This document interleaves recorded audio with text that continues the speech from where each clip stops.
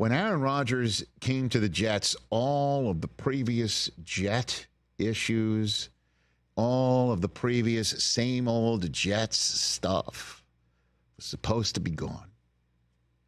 That's why Robert Saleh said famously a couple summers ago that he has a list of people who are basically saying same old Jets, this stuff, that, right?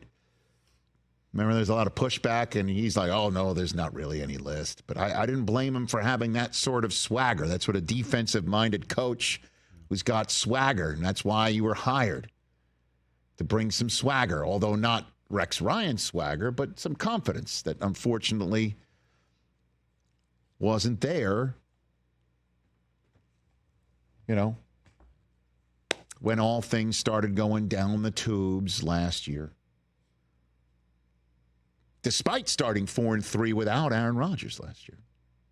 You got to give it up to Robert Saleh for doing that, right? At least I'd like to think so. And on top of it,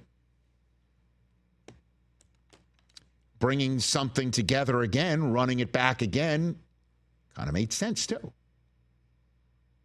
Because Rodgers is supposed to get rid of all the same old Jets stuff. And honestly, what was more same old Jets than all that hope being put into the Rodgers basket only to have his Achilles rip just 5 plays into the season? And then the 4-3 stuff was a mirage before Zach Wilson fell apart again and they benched him, brought him back, all that craziness. So just run it back again, though. Why not?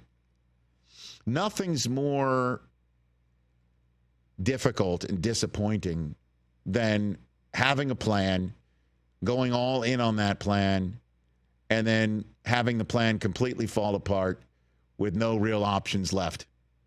Dallas is kind of in that situation right now. Kind of in that situation, but they're 3-4. They're still in the mix. And Jerry's not going to just fire the coach just to fire the coach, even though a lot of Dallas fans are asking for it right now. That's not going to happen. It's not going to happen. But the Jets did it. Jets did it after losing in London. Jets did it.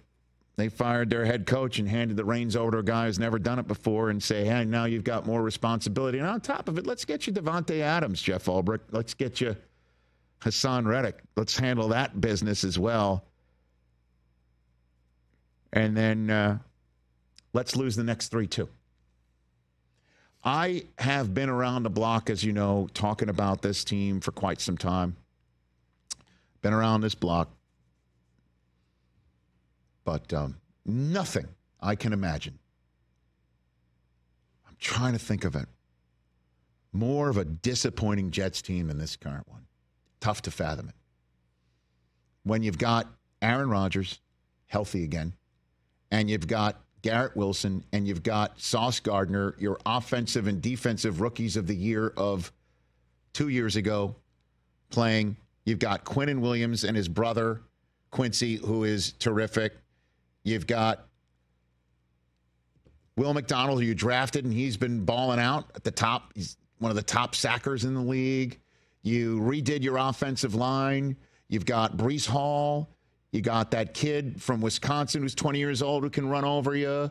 You got Alan Lazard. Now you add Devontae Adams, and you add Hassan Reddick, and all of it's just falling to crap.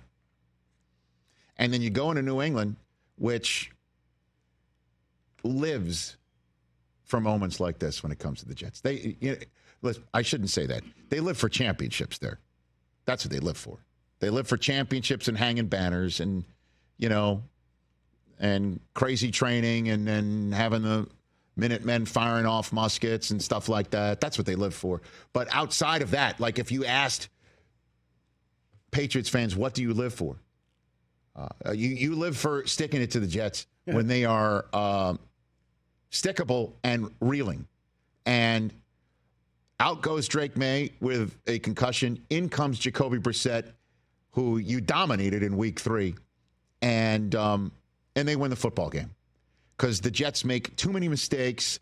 And when they are throwing it down the field. Sometimes Rodgers is inaccurate. Other times Rodgers is accurate. The receiver's not looking or not catching, or Rodgers doesn't have time, or the play calling's off. And then defensively, when the defense needs to stop and be its all-world defense, they turn into pedestrian defenders. They can't put it all together. And they're out of moves. What are they going to do? Fire the interim coach? Get the interim to the interim? Yes. Create a position like George Costanza? You know, the assistant to the interim coach? Now you're the interim coach? You're the interim to the assistant? Can't be any worse. Aaron Rodgers had this to say after the game.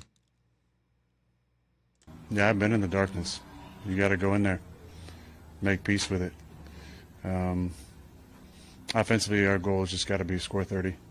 Doesn't matter what the other two sides are doing. You know, we have trust in our defense and teams. But if we're not scoring 30, we're underachieving. This offense can do that every single week. I mean, belief in his teammates, belief in the offense, that's all well and good. But that and a Metro card will get you on the subway right now. Price is going up. That'll get you on the subway. Yeah. And I'm sure there will be some Jet fans that, don't want to hear the shaman talk. But that's who you have in Rodgers. That's who he's going to bring, that sort of spiritualness, and hopefully it can catch fire in that locker room. But I'll tell you what, if you're sick and tired of hearing about the Jets, and I believe many of you are, you're one of them. I understand. If you're sick and tired of hearing about the Jets, well, you got 5 more days left. 5 more days left, because the Jets have yet another nationally televised game coming. They're going to take their 5-game losing streak into MetLife Thursday night against the 6-2 Houston Texans. And, the Jets, amongst all of the crap last year, did beat the Houston Texans in this very situation last year.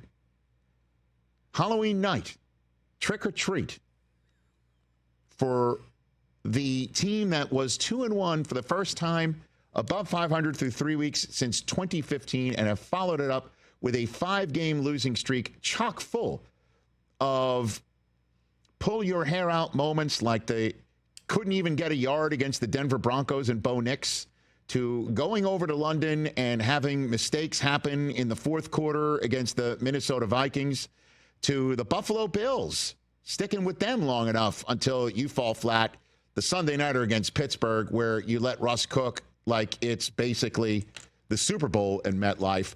And then at New England, where the Patriots stick it to you. And you want to talk about patently disappointing. Take a look at the AFC standings right now. You know what's missing from the screen? From the division, the wild card, and sniffing it? The New York Jets and the 2-5 Dolphins are on it at the 10th. Because they've had their bye week already, right? Because guess what? Guess what? The 2-6 Jets currently are in last place in the AFC East, because they're equally 2-6 with the Patriots, and they're in last place in the AFC East right now.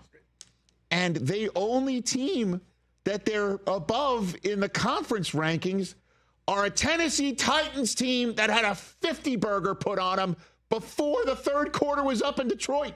That's the only team the Jets can look down and say hello to right now in the National Football League American Football Conference.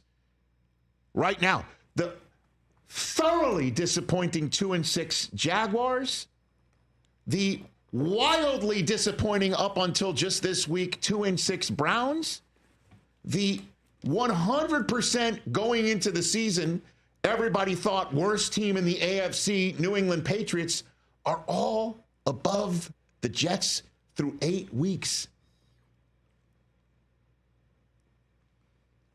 And the Jets are on their interim head coach.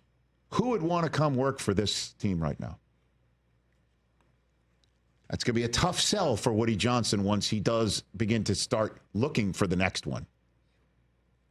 Because the way things are going right now, Jeff Ulbrich isn't going to be the next Antonio Pierce going on a run and having the locker room cape for him, unfortunately. That's the state of the New York Jets through 8 weeks. Season-long storyline arc. Oh, Rodgers is back. He's got Garrett Wilson. It's Breece Hall, who's chosen maybe first, second, or third in your fantasy leagues, right? You know, the Jets defense, everybody's choosing them in their fantasy leagues because it's chock full of stars, and Robert Saleh's going to get this thing done. Smash cut to week 8, going into the Thursday nighter against the 6-2 Houston Texans. They're 2-6, 15th in the American Football Conference. Talk about patently, thoroughly disappointing. And for the Jets, that's saying a lot. Catch the Rich Eisen Show every single day on the Roku Channel, 12 to 3 Eastern, for free.